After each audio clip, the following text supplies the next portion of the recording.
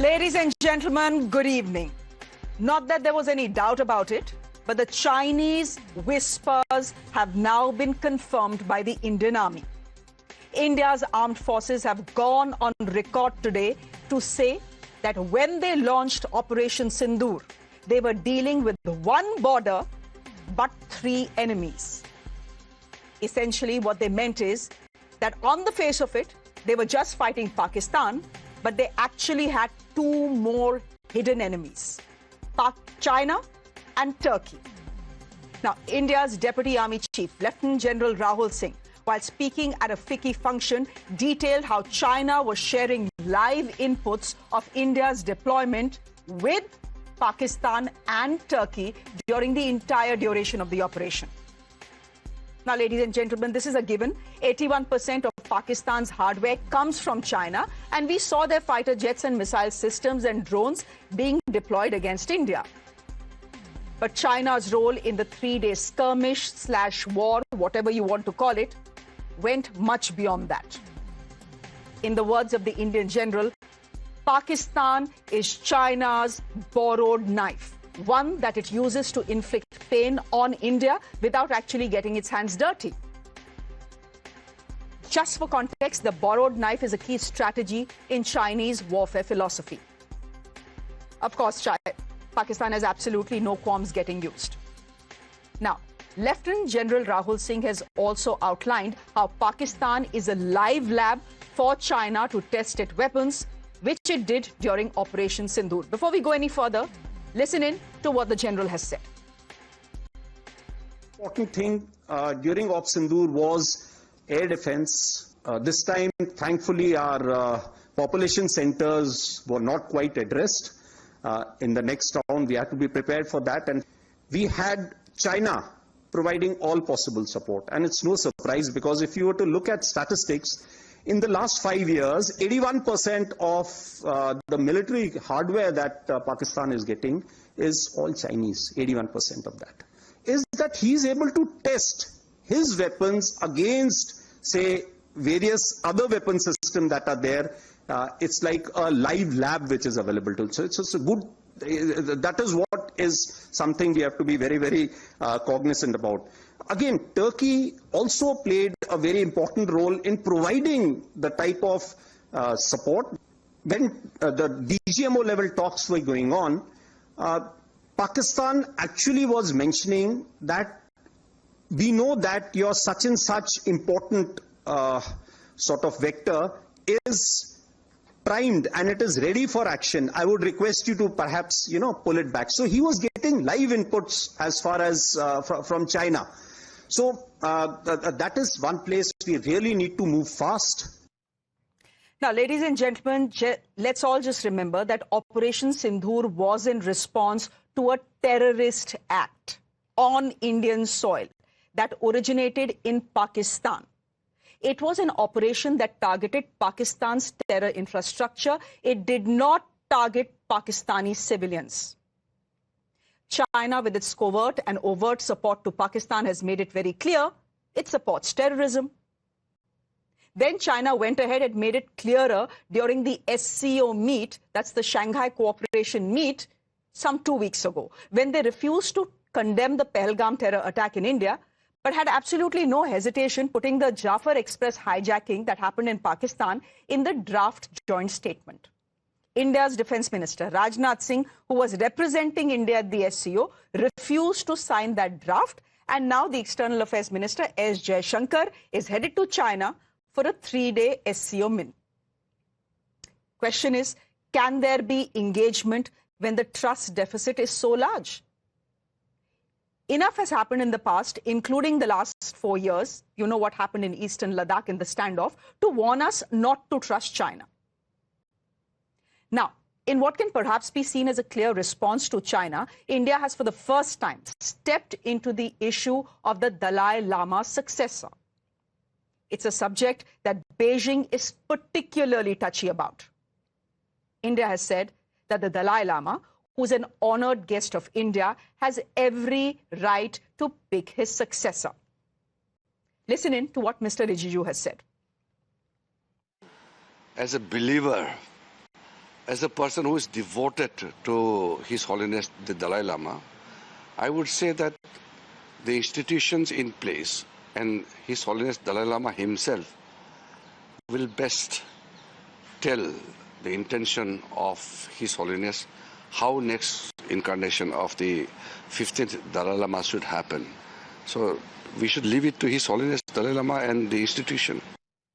Mr. Rijiju is a Buddhist and will be part of the Dalai Lama's birthday celebrations this weekend. China, as I said, is very touchy about Tibet and Tibetan Buddhism. In a bid to establish its legitimacy over the region, Beijing says it has the sole right to appoint the Dalai Lama. So they have issued a warning to India. What are they saying? Let me quote the spokesperson of the Foreign Ministry. She says, "We hope the Indian side will fully understand the highly sensitive nature of Tibet-related issues and recognize the anti-China separatist nature of the 14th Dalai Lama," which is the current Dalai Lama. She goes on to say that India should avoid interfering in China's internal affairs at the expense of bilateral relations. Listen in. 我们希望印方充分认识到涉藏问题的高度敏感性，认清14世达赖的反华分裂本质，恪守在涉藏问题上的承诺，谨言慎行，停止利用涉藏问题干涉中国内政，避免影响中印关系的改善和发展。 My guest this evening, Lieutenant General Dr. Subrat Saha, thank you very much for joining us on the broadcast. Former Deputy Chief of Army Staff, Shrikant Kondapalli is Professor in Chinese Studies at JNU. Thank you very much. And Ainar Tangin is a Senior Fellow. He's joining us from China. He's also the Chairperson of Asia Narratives. Thank you, gentlemen, for joining us on the broadcast. Ainar Tangin, I'm going to start with you first with a simple question. You say, and we've just heard the spokesperson of the Chinese Foreign Ministry say, that we hope India realizes that Tibet is a sensitive issue for China. Yes, we understand that Tibet is a sensitive issue for China. But does China understand that terrorism is a sensitive issue for India, especially terrorism that emanates from Pakistani soil and kills 26 innocent tourists in Kashmir? We were responding to that. The last thing we would have thought is China actually covertly helping the Pakistanis against India.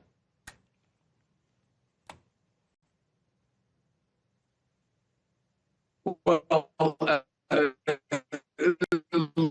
let's unpack that. I mean, what you've done is you put a lot of statements together and made an accusation. India is going to interfere with internal matters of China because it doesn't feel that China responded the way it wanted to a horrible terrorist attack.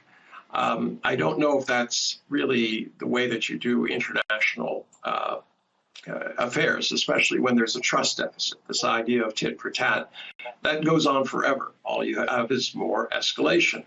So at this point, unless you want China to start saying, "Oh well, let's get involved in Kashmir," that would be very, very sensitive for China. Would it? I mean, for India, would that accomplish anything? Absolutely not. The issue is that China said at the very beginning there needs to be a thorough investigation.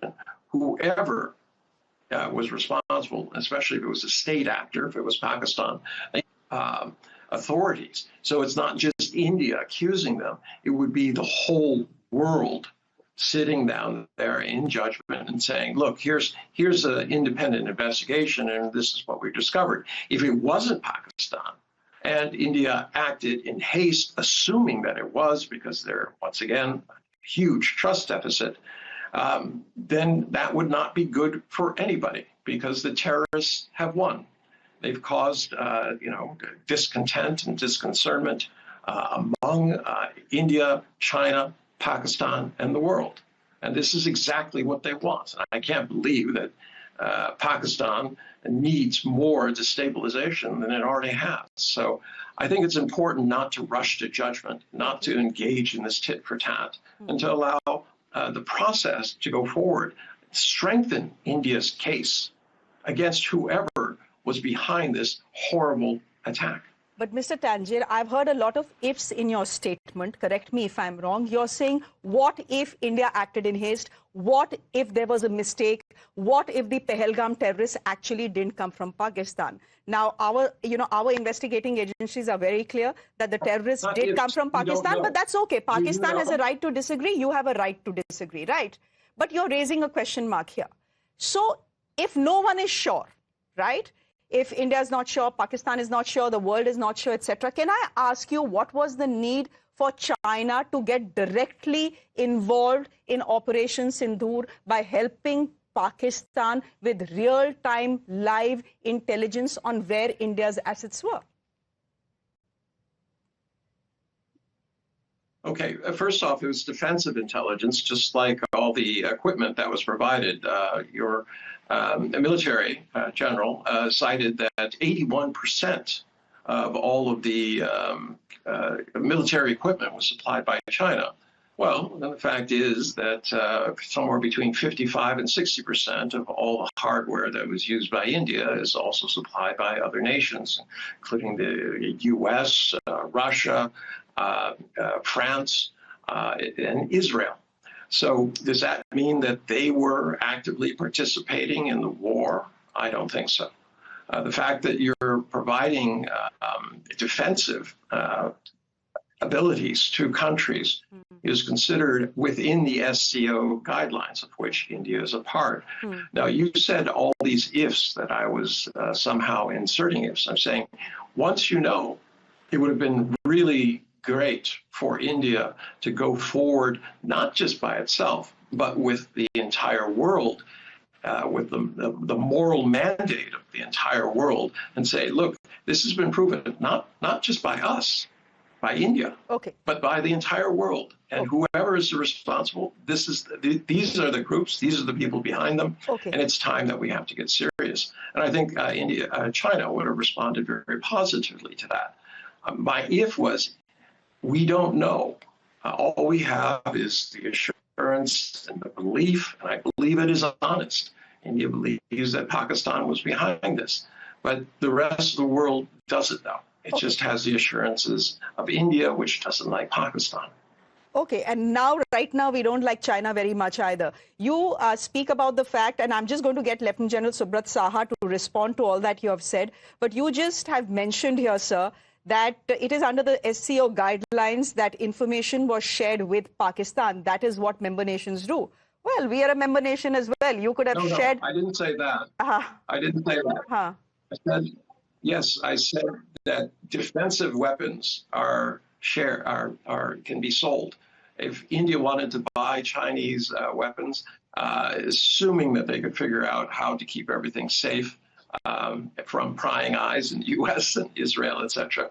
I'm sure that that could be arranged. Well, I'm not sure India is looking to buy Chinese weaponry at all, given where our relations stand right now. But Lieutenant General Dr. Subrat Saha, would you want to respond, to what is being said on the Chinese side?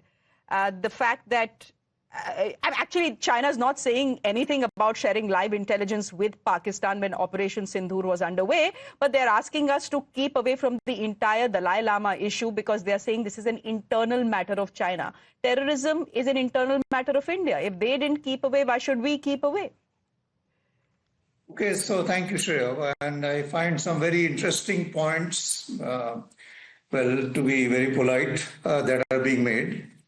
First, this equation of, trying to bring in Kashmir as a correlation, I think is a preposterous correlation that this gentleman has tried to bring up. There is, I think, no logic in this. The second point, which I want to take straight from what comes out of what we have heard, that if India can keep Chinese weapons safe, they are welcome to import Chinese weapons. Whether India is interested or not, I must remind this gentleman that, and I have been a brigade commander, and on earlier occasions, later on the corps commander in Kashmir, a whole lot of Chinese grenades and Chinese weapons is the equipment that terrorists bring. So if that is safety of weapons, then I think his definition of safety of weapons needs a fresh look. The third thing is, it is not India, but post 9/11, I would like to remind all our viewers that the whole world was concerned about Pakistan's nuclear weapons or anything to do with material related to nuclear weapons falling into the hands of terrorists. Okay, and we all know the kind of support that Pakistan gets from China. Whether India likes Pakistan or not, as the gentleman says, is quite inconsequential. But the fact of the matter is, Pakistan gets all kinds of support from China, both in conventional and nuclear weapons. Okay, so that is some thoughts that come to my mind in response to what he has brought out. Now, even there are other issues, Shreya, as we speak today. Now, Mansarovar has been opened after 6 years. Okay? And if things were all hunky-dory, why did it require 6 years to open a simple yatra which was helping people in Tibet as much as it was helping people in India? Yeah. So I find that quite strange. And not only that, it is not only in the field of military. If you look at the field of trade and economics, suddenly there is this exit of 300 engineers of Foxconn who are working for the iPhone. There is a sudden, delay in shipment of machineries to India because China feels threatened by India's, coming into that broader policy of the world of China plus one. Then there is a freeze which is being put in increasingly on the export of rare earth materials, which is well known to be affecting wind turbines, which is affecting guided missiles.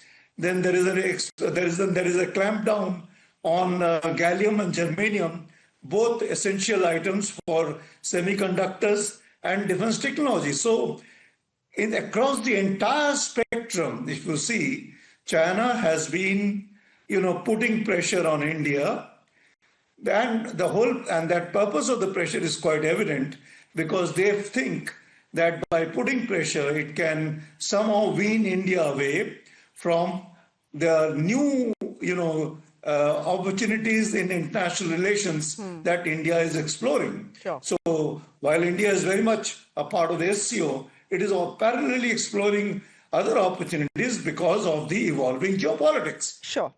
Give me a minute here.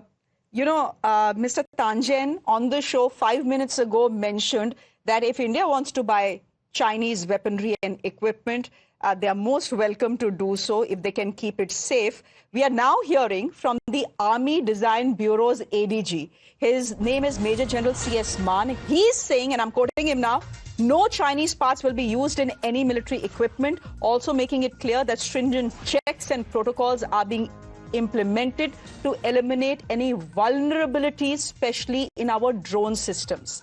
Now, the general statement is coming very shortly. In fact, on the same day as India's Deputy Chief of Army Staff has very clearly said that China was constantly providing live inputs to Pakistan during Operation Sindoor. Let's listen in to the general. And जहां तक Chinese drone का सवाल है, आपको पता होगा मैंने last year सितंबर में भी बताया था कि हम एक फ्रेमवर्क बना रहे हैं. वो फ्रेमवर्क हमारा बन गया है, वो अंडर अप्रूवल है. जब वो अप्रूव होएगा तो उसके हिसाब से टेस्टिंग करी जाएगी, जिससे कि ताकि हमारे कोई भी ड्रोन्स के अंदर सिक्योरिटी वल्नरेबिलिटीज ना हो, उनका ख्याल किया जाएगा. Shrikant Kondapalli, can I just bring you into this conversation? It's good that we've heard from two Indian generals today on, China's role in Operation Sindoor. But my question to you is slightly critical of India's stand. Do we never learn our lessons? Have we forgotten what happened in eastern Ladakh 4 years ago? Have we forgotten what happened in the 60s? Why are we simply not learning our lessons? Why do we constantly want to build bridges with China? We tend to be hard on Pakistan, but we blow soft and cool on China. Why is that? Why no consistency? You actually raised two issues in the beginning. One is on the reincarnation process of the Dalai Lama, 15th Dalai Lama, and secondly, the Chinese equipment and the command control unity between China and Pakistan. On the first, the Chinese argument is basically on the Communist Party has a right to decide about the God of the Tibetans. So that is a major problem area here, because in 1995, the Dalai Lama anointed Pancham Lama has been arrested. He is now in house arrest, and China hoisted another 11th Pancham Lama, who is now the vice chairman of the China People's Political Consultative Conference, CPPCC, and also the president of the Buddhist Association of China. So the fundamental issue here is the Dalai Lama is saying that the trust will be responsible for the selection of the next 15 Dalai Lama, while China is saying the Communist Party will have to decide about the God of the Tibetans. There is actually a problem, systemic problem here. An atheist organization wants to recognize a God for the Tibetans, while a God is trying to tell the others that a trust, a foundation in Zurich will be responsible for the 15th Dalai Lama. The second issue in this is, as you mentioned, interference in internal affairs. Mao Zedong said in 1962 September in the extended Central Military Commission meeting that India has given refuge to the Dalai Lama, so it has interfered in the internal affairs. And so we are waging a war on you in 1962. This is the first reason why they went to war in 1962.